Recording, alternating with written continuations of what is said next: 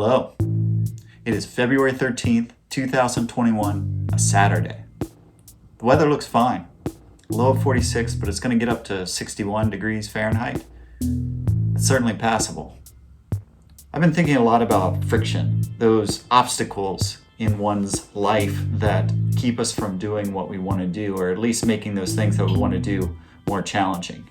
In a small shop, friction comes in all forms. It's a cramped space, too many things in the way of you getting to what you need, losing stuff. A small shop is just inherently full of friction. But this is my reality, and I love my shop. And I've worked hard to remove those obstacles so that I can work more freely, and it is a much better experience because of it. There's obstacles like this all throughout our lives. A major one for me, and maybe you can relate, are those obstacles between me and getting out of bed in the morning. I just simply don't want to because of just the short list of things that I have to do, and one of those things often is making the coffee. It's kind of a catch-22. The coffee gets you going, but you got to get going to get the coffee.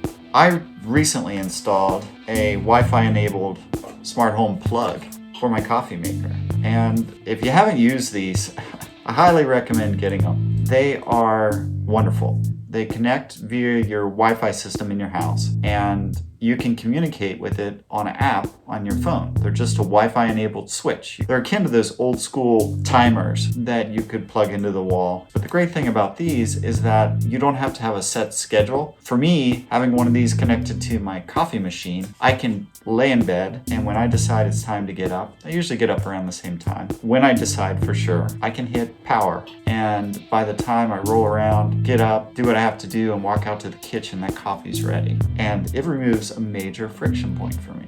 Now, I know what many of you are thinking. Why don't you get one of those machines that has all the bells and whistles that does that? But that's the weird duality of the way I think. I love the Internet of Things, bridging that gap between the virtual and the physical world. It's cool stuff. But I also don't like these machines that are way smarter than they have to be. Embedded technology is both a blessing and a curse. And in some applications, it is fantastic. But in coffee machines, I just wanted to make coffee. And I love a simple coffee machine. I want a simple toaster. I want a simple refrigerator. The more complex it is, the more likely a part, component, circuit board will fail. I want things that do what they're supposed to do and last. Durable goods. And simple coffee machines tend to be far more durable than these ones with all the bells and whistles. Yeah, removing those friction points.